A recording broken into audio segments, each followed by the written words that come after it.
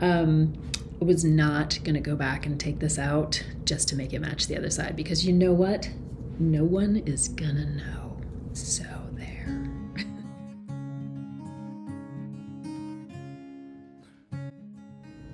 Hey everyone, I'm Melissa from Knitting the Stash, and this is episode 186 in the series. Welcome back to the dining room, where I spend a lot of my time doing puzzles, knitting, eating, all the things one does in a dining room. It's great to see all of you. I am just moving stitches as I talk to you on a sweater that I will tell you about in a minute. Today's episode is the 2025 roundup, which I usually don't do and have never done, but 2025 was a really weird year for a lot of different reasons.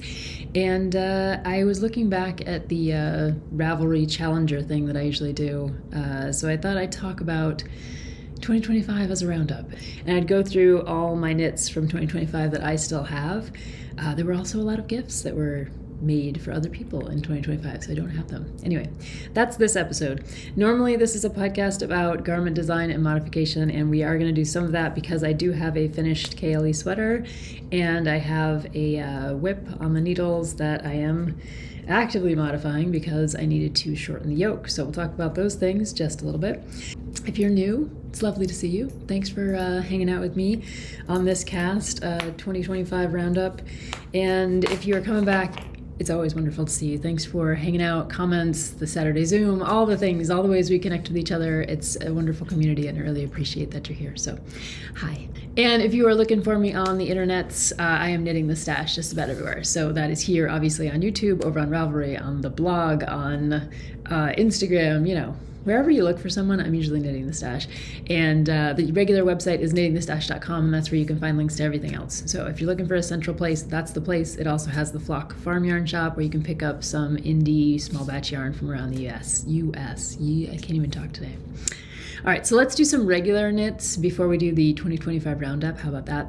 I won't belabor the point on this one. This is the Caeli sweater by Zaneteknits, and it was referred to with many fond, loving names over the last few months as I tried to wrestle the mohair into submission. The mohair has been successfully wrestled into submission and modified in all the ways. So last time I talked about the hem, which I changed. It's supposed to have an extra repeat, an additional, this repeat added at the bottom. I did that. I have a photograph of it. It came out too long. There were lots of different reasons. You can go back to the last episode if you want to hear about that. But I just shortened it up to this, and I'm really happy with that. And that's what I ended up doing on each of the sleeve cuffs as well. And I think the only other update on this, because I did talk about the I-cord bind off that I used on the collar and the hem. The only real update is that I finished the sleeves, and the sleeves are the same pattern as the main body. So this is one of the reasons that I said this is not a beginner knit. For many reasons, this is not a beginner knit.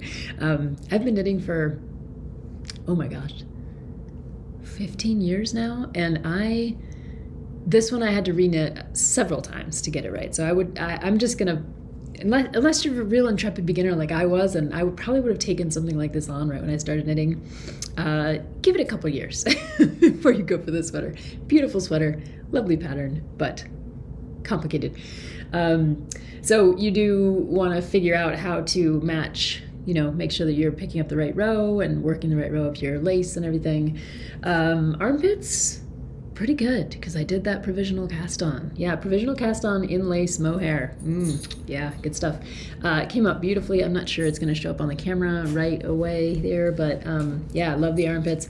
One of the tricky things with my sleeves, and this was again my mistake, not the mistake of the pattern, was that I decided to forget my decreases.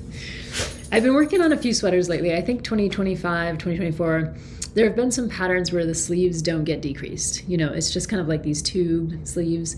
So I think in my mind, I was caught up in that, and I was also caught up in like the lace and which pattern and which row and doing the sleeve and making sure it was coming out okay.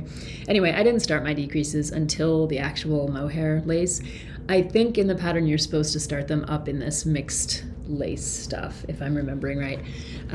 So my decreases happen here in the mohair, and I'm not sure you're gonna be able to actually see them super well.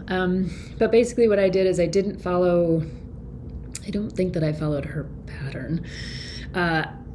It's a 12 stitch repeat, and it's a tricky thing because you have center double decreases and you have yarn overs going on. So if you keep in pattern and if you try to decrease over any of those increase decrease stitches, or increase decrease stitches, you end up either making more stitches or fewer. Like if you get rid of the center double decrease as one of your decreases, then you start growing. Your sleeve actually starts growing.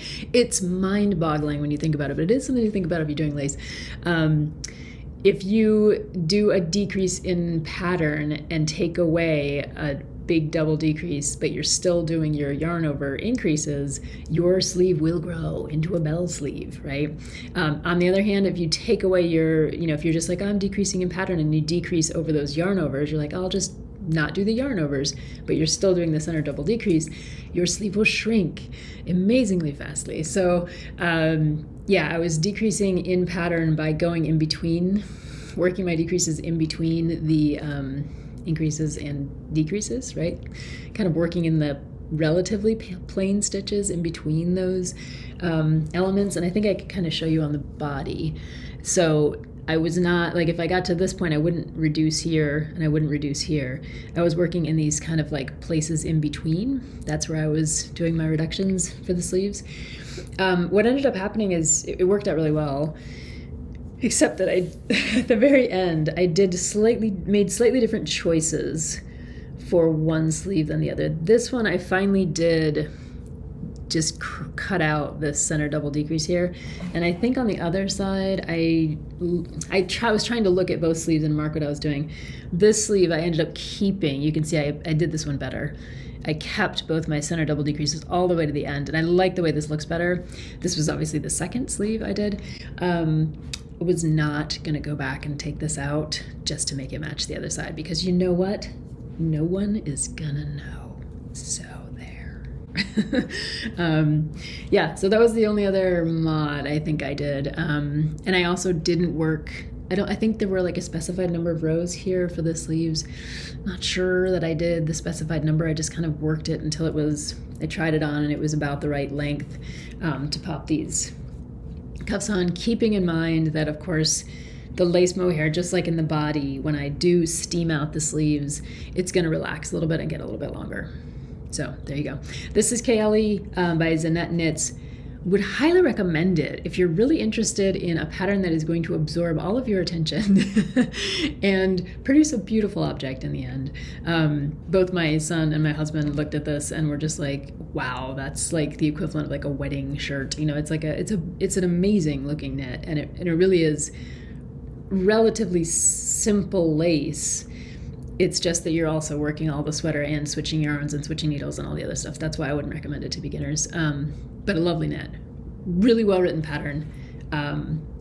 So that's Caeli, and I can't say that I'm sorry that I'm going to say goodbye to her now.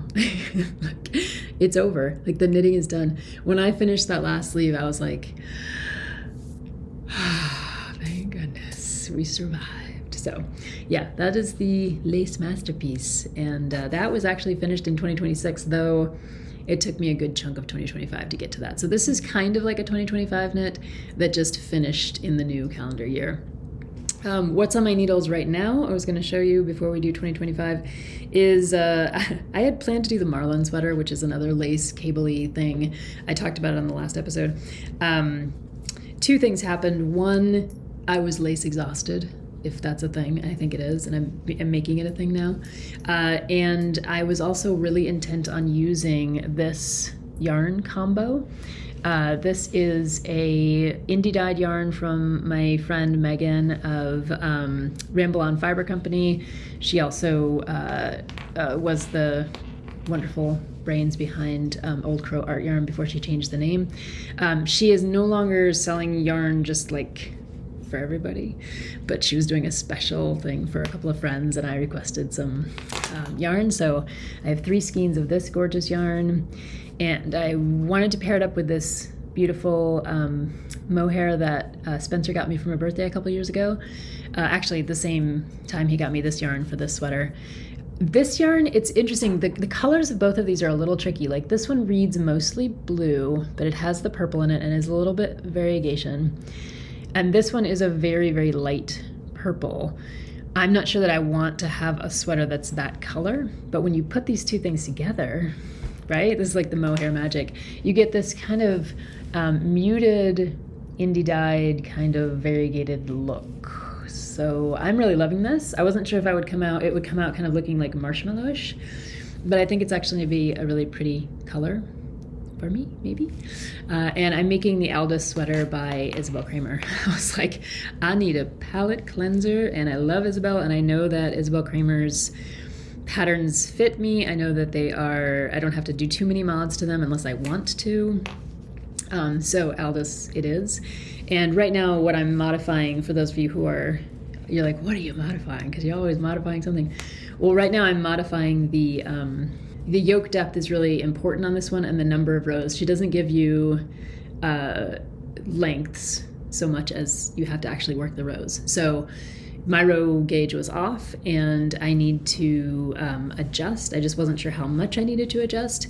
So once I got into the knitting and could actually do a good measure of my row gauge, I decided to combine some of the sleeve increases with the body increases, and that way my yoke depth won't get super much deeper than it is now. It's going to get about a ½ inch to an inch bigger than it is right now. And then at that point I can try it on, and I can decide if it needs to be any deeper, I can just work straight plain rows. And if it needs to be have more increases, I can add more increases. I'll have that little bit of play that I talk about oftentimes, because if you are working in strict, like you have to follow the row gauge of a pattern, then you're gonna have to trust that the designer's yoke depth is your yoke depth, and it may not be the same. So that's why I'm making the adjustment now. And that way I will have hopefully either spot on split for the sleeves, or I will have a moment where I'm like, I can add some more increases here, or I can work a few more plain rows right before the split, and it's no problem at all. So that's what I'm working on, Aldous. It is like the most cotton candy, like happy knitting of, I can't even tell you. It's like mohair, indie yarn from like a really good friend, and yeah, I'm really enjoying it. It's gonna be a cozy sweater, and that's what I need right now.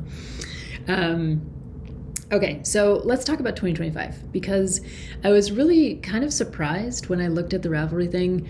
I always do that challenger thing. I don't know if anyone else does that, where you can kind of say how many knits you think you're going to knit in a year, and challenge yourself. It's just like I don't even know why I do it, but anyway, I do it. And so I have this record going back, and every time I say, oh, I'll make 15 things, or I'll make 20 things, or whatever. I always exceed my, those of you who've been watching the podcast for a while, you're always like, of course you exceeded your number. You're always like, going above and beyond. Okay, so that tends to be what I do. And I think it's because I estimate low, and I just knit a lot all the time, so as you know. But 2025 was strange, because not only did I not meet my goal, makes sense, we moved states, moved houses. It was a pretty tumultuous, kind of crazy year. And if those of you who've been watching the podcast for a while know that we were like living in a camper for like a good few months over the summer, and all of our stuff was kind of halfway in storage and halfway between New York and Illinois. And anyway, I didn't even have access to like most of my yarn for a few months at a time, I think. So it makes sense that 2025 wasn't exactly like knitting bonanza.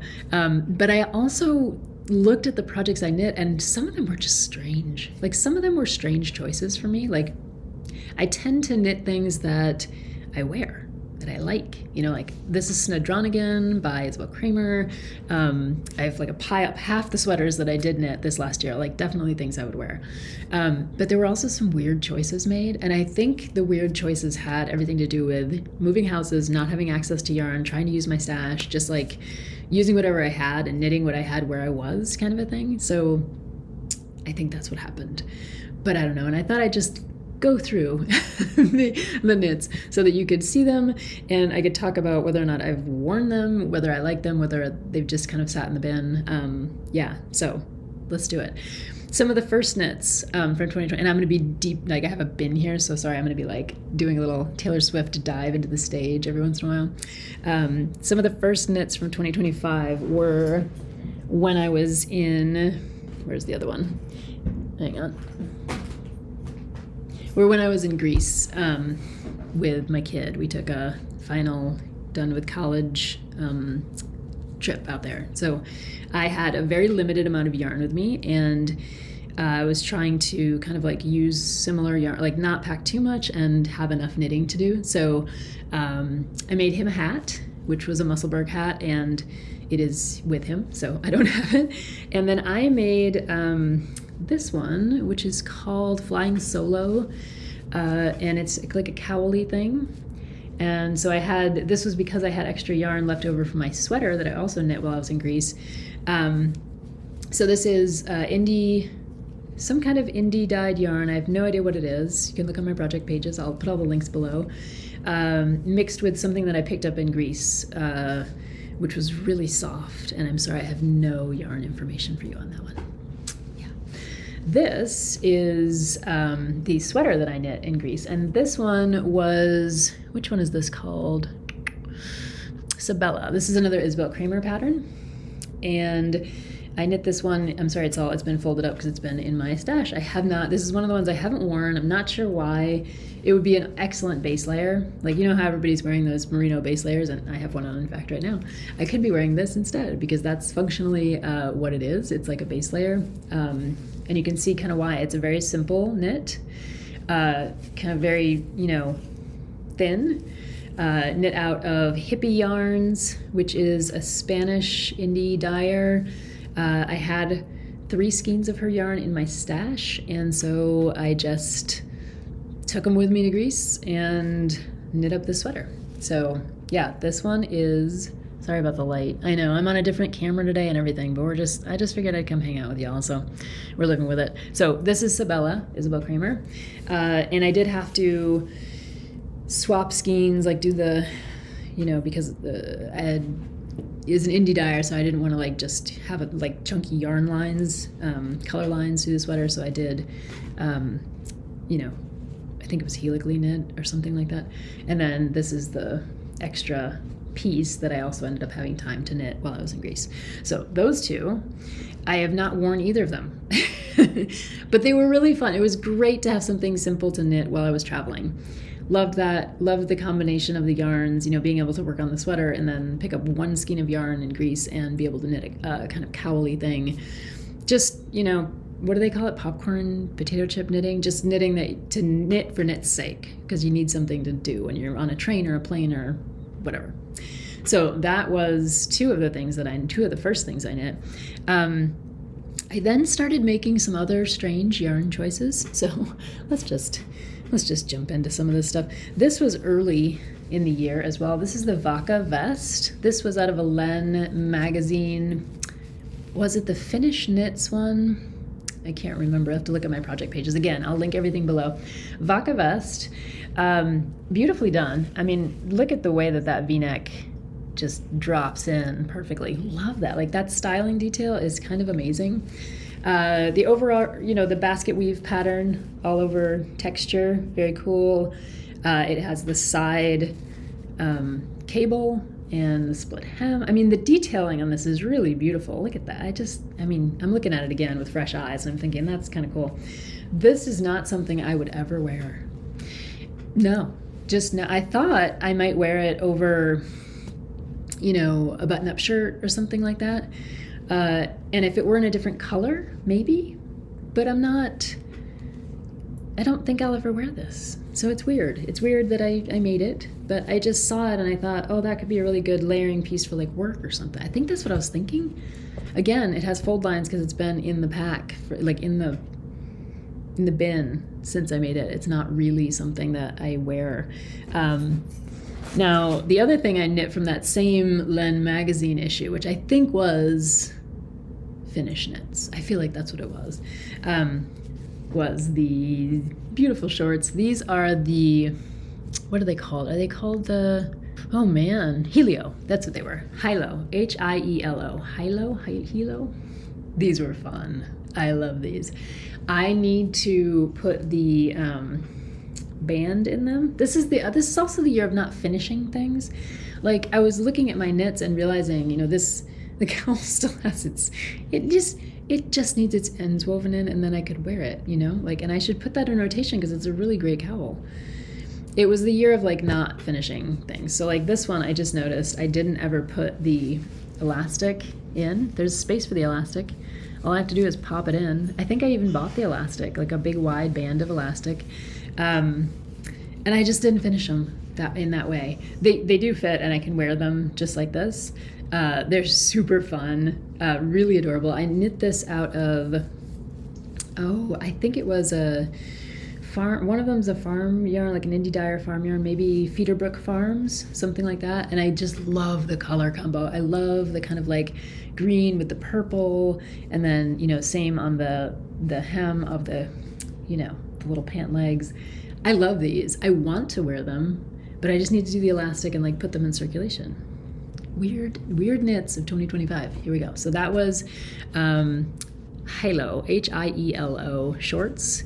I knit them shorter than they were supposed to be. In the pattern, they're supposed to be much longer. I don't think I had enough yarn, and I thought, I'm not going to wear them if they're really long. I'm just a short kind of person, so there you go. I also knit early on in the year the Basset hat. Oh, this one. It really was a weird year. Okay, this is the Basset hat. I'm not going to put it on because my hair is already going staticky for some reason. This is that hat with, this is supposed to be tacked up in the front, and then it has these ear flaps.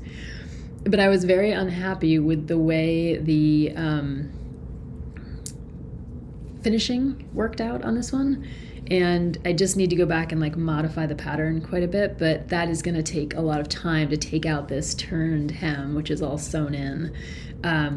So I didn't do it, and I left all the ends because I thought, I'll do it, but then we were in the middle of moving, and it just got put in a bag with some socks that needed to be darned, and so this is the state of the Basset hat.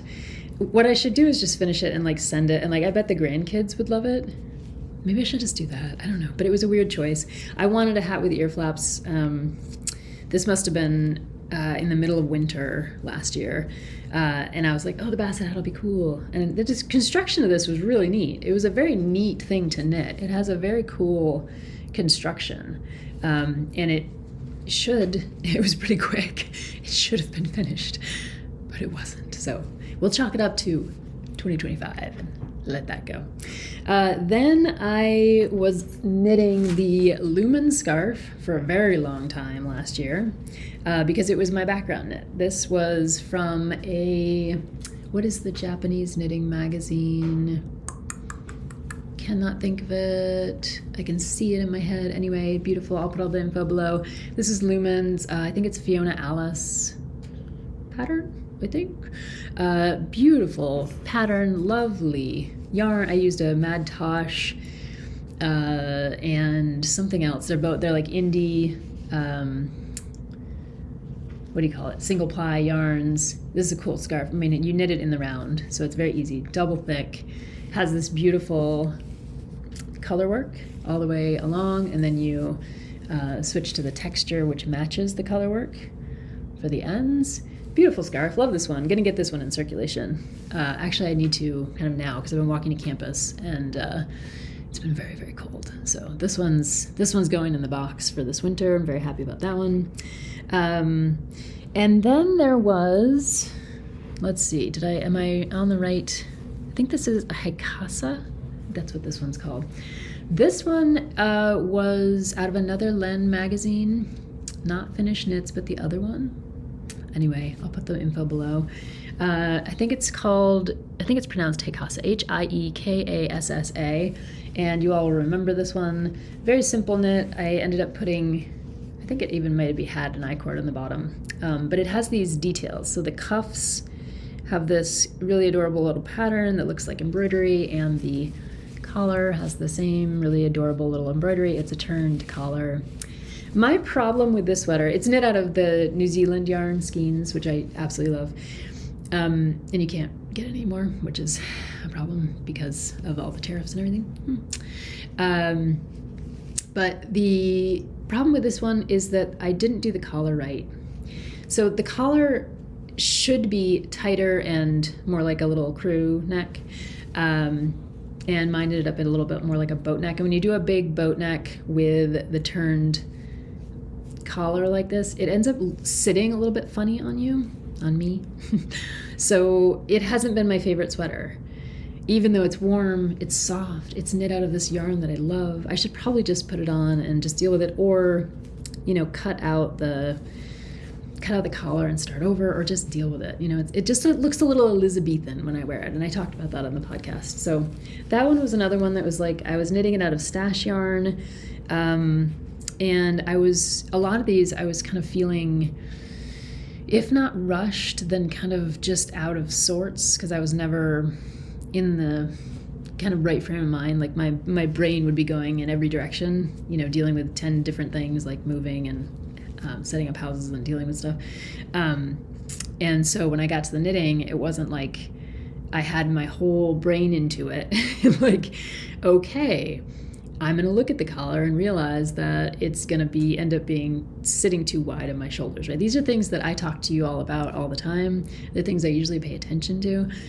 But this last year, I did not have the attention span to deal with all those things. So that's what happened, is weird knitting, some of which didn't get finished, some of which just doesn't fit.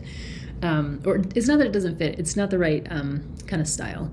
And that's one of the reasons that I stopped, didn't knit the Martin sweater, because I looked at it again, I looked at my yarn, I looked at my brain, and I thought, no, not right now. It's not right. And having struggled through several different projects, because I didn't have the brain power for them, I didn't want to do that to myself again. I wanted to have a successful pattern, good sweater, just, whatever. Okay, what else happened in 2025? Some good things happened. This is Night Groove by Isabell Kraemer. I guess the Isabell Kraemer sweaters were really successful. They fit, they're nicely finished, they're all good. So that was Isabella, that was this one, that's the new one that I'm knitting, is an Isabell Kraemer pattern. Night Groove. This one's out of Lichen and Lace. I can remember this because it's a little bit more recent. But I will say that this one I did have to reknit the entire body because I ended up with some weird striping. Love Lichen and Lace, but this particular batch of yarn had some real color variation between the skeins, and I didn't notice it until it was too late, so I wasn't swapping my skeins in and out, and I ended up with a big band of color in the middle. So I just ripped out the body, back to the yoke, and reknit that baby. And I love this sweater, wear it all the time. It is in my active sweater yarn bin. My student complimented me on it on a Zoom call. She's like, "Oh, I love your sweater." I said, "I made it." So very successful. That was a good knit. And I also knit the Light Bright sweater, which was a pretty much good success. I like this one.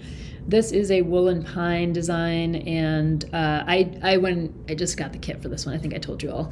I didn't try to mess around with like picking colors. I just got the kit, and look, it worked. I did the long sleeve version, and I'm still using the extra yarn to make a hat. That is also in my bag that I'm working on right now, which has been a fun knit, making another Musselburgh hat. This one's been very good. This one's very cute. I have a little bit of an issue with the neckline, because it's a little more of a scoopy neckline, but I love the sweater. I love the finishing. I love the way the sleeves turned out. It's just a really cool sweater. So happy with that one. we have a few happy candidates here. And then I also knit the Downtown Hoodie by Tori Yu, and I just finished this one.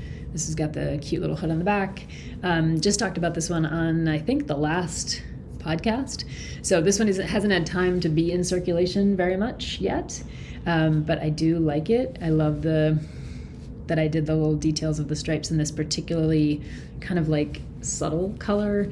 I love the way that the hood, I used some extra contrast yarn on the inside of the hood. I think I mentioned on the podcast, I'm not super crazy about the way the hood sits when it's up on my head, but it does look really great on your back. So this one was successful. It fits. Love the neckline on this one. So there are some really, I think that was everything. Did Downtown New Life. Yeah, I think those are all the ones I still have. I also knit a Musselburgh hat for Zach, which I mentioned when I was in Greece. I knit him some socks, so those are now with him, not with me. I knit a Weatherman sweater for my friend Jean, and that was a redo, like a second do-over of a sweater that I knit myself. I love the Weatherman, and I made it originally in a Lopi yarn. I made her version in a little bit of a softer yarn, different colors and everything, because she didn't want the brown, she wanted a black version. So I did knit the that sweater, sent that one off, and I made a Northlander for Spencer, so that was another sweater in gray. That one was not in Skeen's yarn, some other. I made his first one out of Skeen's yarn from New Zealand, and this second one was a different yarn, but I have a podcast about it. And I knit another Linus shawl, and that one I gave to my mother-in-law. So there were plenty of knits. 1, 2, 3, 4, 5, 6, 7, 8, 9, 10, 11, 12, 13, 14, 15. Is that right? Maybe there were 15. So maybe I did meet I don't know. Anyway, I didn't quite make the normal like 20 knits. But I did knit a bunch of stuff.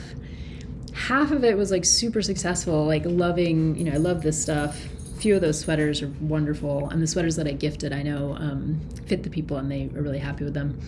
But I have this stack here of like things that need the ends woven in, things that weren't quite right, things that just didn't end up like taking in quite the same ways that I usually have, success with. So yeah, I don't know what to do with all the rest of that stuff. Maybe I'll just get it in circulation anyway. Maybe I'll find somebody who can use it. I don't know, maybe I'll just put it in the bin, because that's sometimes what happens. But either way, that's the 2025 roundup. And I just wanted to say, I thought maybe showing some of those knits and showing the fact that the ends aren't woven in or that I'm not wearing them. Sometimes it's okay to just have a year or 2 or 3 or a lifetime. It's okay. Where you knit things and it's hit or miss. Sometimes it doesn't take, sometimes you don't finish it, sometimes it's not the right style in the end, sometimes the yarn choice was weird, sometimes you forget to add the elastic. It happens to all of us, and it doesn't mean that it wasn't a successful year or that you didn't knit the whole year. It just means that, your mind changed about something, or you didn't feel like finishing something, or you had too many other responsibilities and you just kind of did what you could do. So I'm here to say that's okay. And right now, 2025 and 2026 are difficult years for so many people, and this is the least of the concerns, really. So I guess we'll just say knit on and see what happens. I would like to say a huge thank you to the Patreons who keep this podcast going, and that is Lenore, Jennifer, Rose, Kendra, Narjas, Tony, Laura, Bethany, and the winner for the January draw for the Yarn Lovers tier in Patreon is Lenore. Congratulations, Lenore. I will send you a separate message with the little code for your gift card for the Black Farm Yarn Shop. Yeah. So I hope you all have an interesting 2026 in terms of knitting. I will be keeping tabs on what happens this year and whether or not my choices align with my style and my goals and my ability to keep the brain awake. But right now, it's still a little sketchy. I'm doing copy edits for the new book that's coming out about wool in the mid-20th century, and we will be talking more about that on here as the year goes on. So it was great to see all of you. Thanks for sitting with me when I went through all my 2025 stuff. It was reassuring to have you here. I will see you in the next episode. Take care. Bye-bye.